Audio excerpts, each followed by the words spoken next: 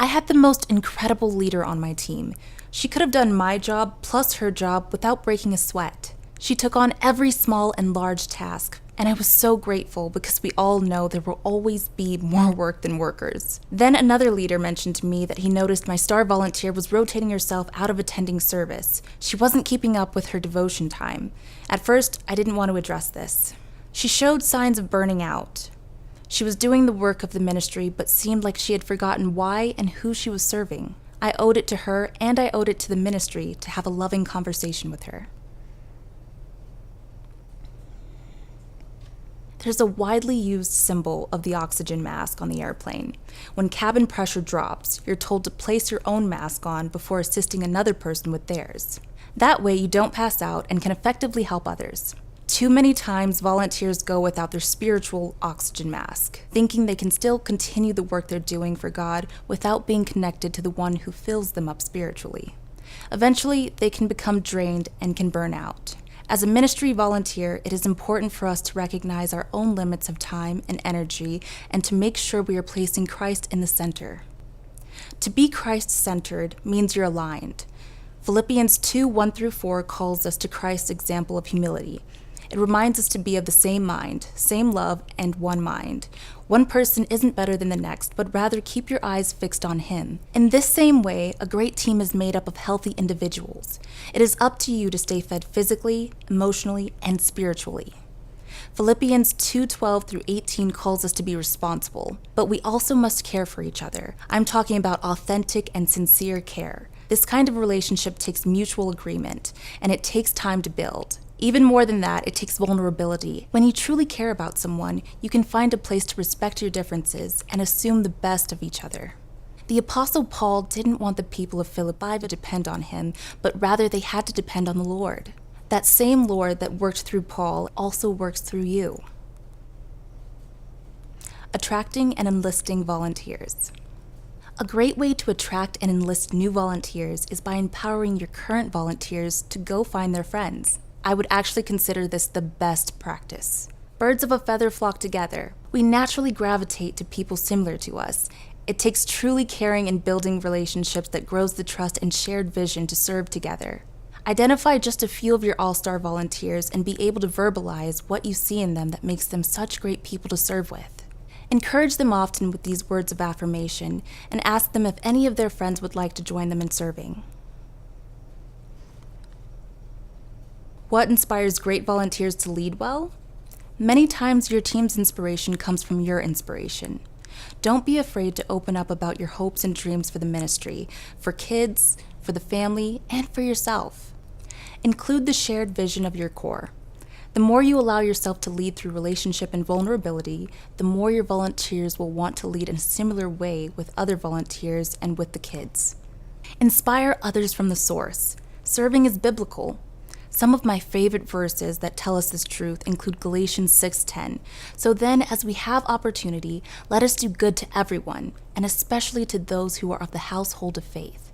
In children's ministry, we have the most fun and unique opportunity to build a household of faith. See each person in relationship. Simple encouragement and gratitude is huge. Call out their giftings and affirm them in how God has uniquely created them. Empower them to use their giftings and express their passion in their leadership role. Encourage them through prayer. Pray for them and with them through the praises and the heartache. Find ways to thank them often, verbally, through a note, through their love language, for how they have shown up in both big and small ways. Have fun. Sincerely, if you're having fun, it becomes contagious. You set the tone and energy for the ministry whether you want to or not. Have team building experiences. I've led groups that have been so different that I've had to customize team building to fit their personalities. For example, one year our core cadet teachers always wanted adventure and competition, so all of our activities looked like that. Another group, maybe it was women's ministry, was all about sitting together in a quiet room sharing stories over snacks. Whatever your context, do something to spend time together. Whether it's just for a few hours or weekend camp, be intentional about it. How do you identify an unhealthy volunteer? What steps do you take after you've identified a volunteer as unhealthy? One time, I was brand new to a job, and one of the first things I was asked to do was let go of 3 people. both employees and volunteers that, for different reasons, were no longer a good fit for the ministry and where the core wanted to go. The greatest thing I took away from that difficult 6-month process was that I had an obligation to the people I was letting go. That obligation was to be kind and clear on the expectations before them. Yes, these were all very hard conversations, but leadership is hard. Because you're a good leader, spotting unhealthy volunteers can sometimes be easy. Other times, it can be complicated. You can spot unhealthy volunteers in many ways, but here are a few red flags that have helped me in the past. The leader is not sold on the vision of helping children know and love Jesus.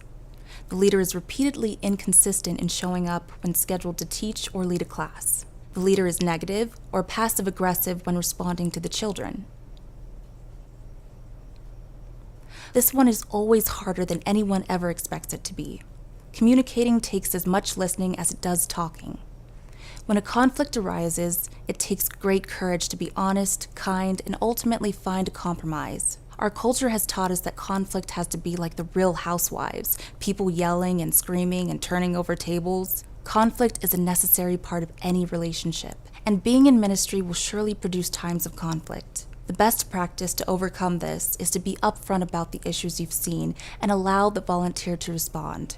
Often there are outside factors affecting the situation that you are unaware of. Talk through both sides and see if a compromise can be made. I encourage you in these times to prayerfully review what the Bible has to say. There is so much about handling conflict. It's as though God knew we needed a ton of help in this area. Some of my favorites are Matthew 18, that talks about having the courage to confront the person, and if it isn't received well, then find help from 2 or 3 others and try again. James 1 talks about listening and trying to understand the other's point of view before all else. Romans 12 reminds us that when someone wrongs us, revenge and retribution are not ours to take, but that is the work for God to do. How do you create a thriving environment? Nancy Ortberg, a pastor and leader in creating ministry teams, suggests that our greatest enemy is discouragement. I think discouragement can come from both internal and external forces. For me, I'm harder on me than anyone else can be. If that is you, I want to encourage you to spend some time reading the book of Joshua. You'll get to see how God says to Joshua over and over to not be discouraged. Chapters 1, 2, 8, and 10 specifically. Be strong and courageous because the Lord is with you.